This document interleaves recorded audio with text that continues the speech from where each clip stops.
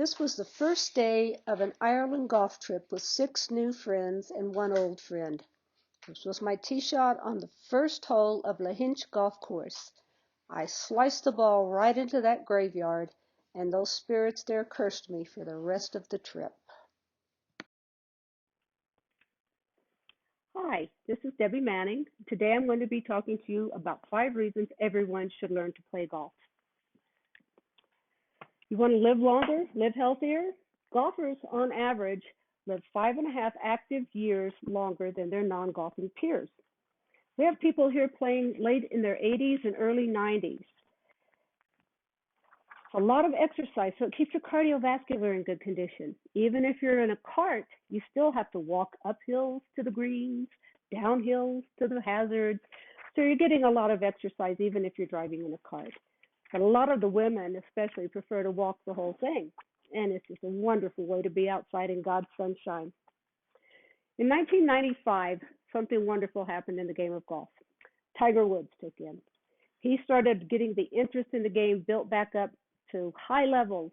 Harvey Pinnock, who is a world-renowned teaching pro, said in 1995 that he was so happy to see that half the people taking up golf at this time were women.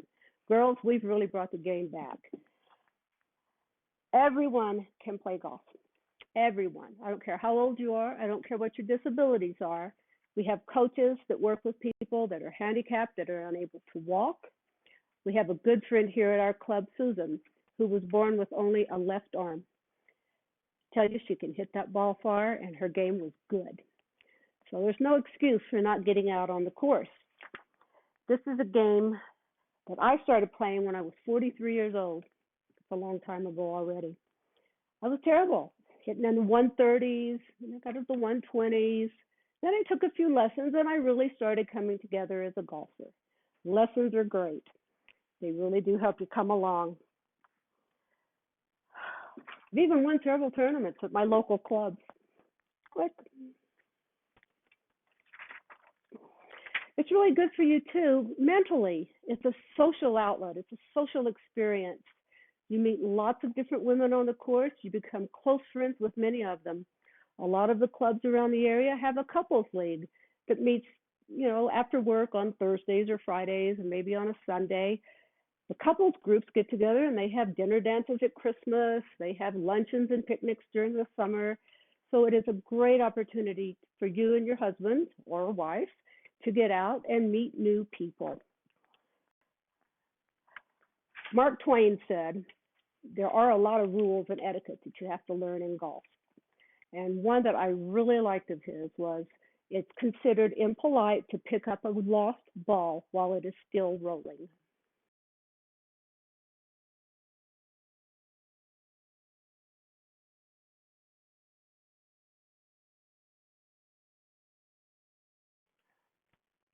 If you think you can, you can. If you think you can't, you're right. Henry Ford said that way back in the 1920s, and it works well for golf.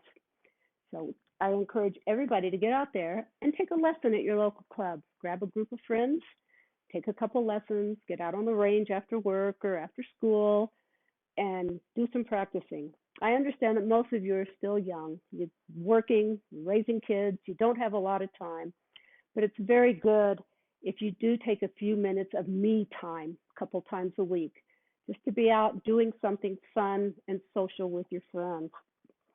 It's fun for the whole family, too.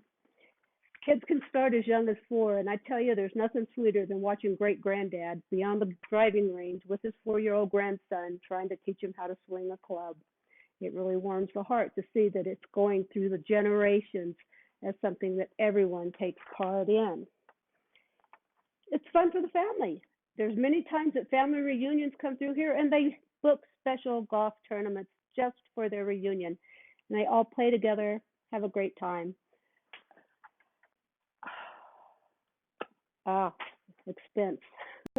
The clubs can be expensive, I'll give you that. But golfers always think they can buy a game.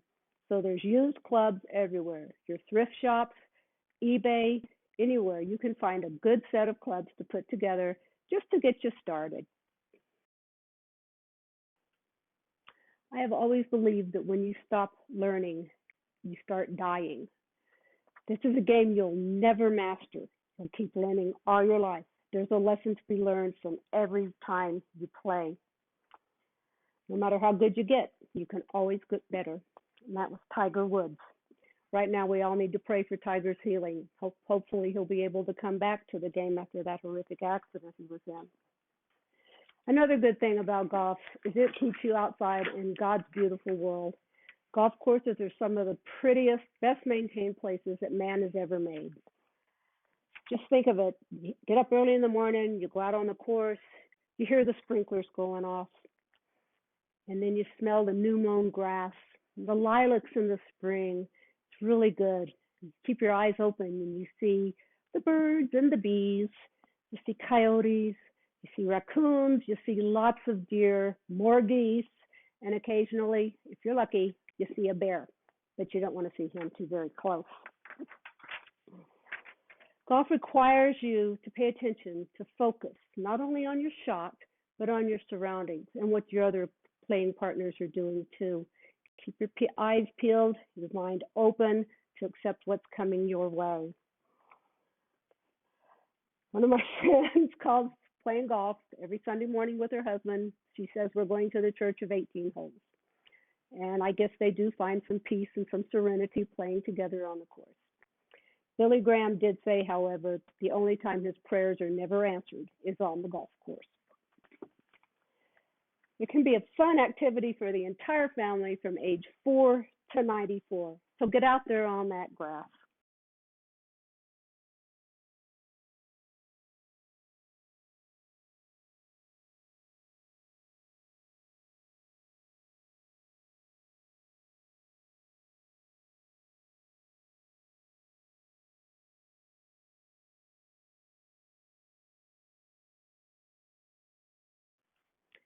This is a game couples can play their entire marriage as long as you don't hit each other with a 5-iron.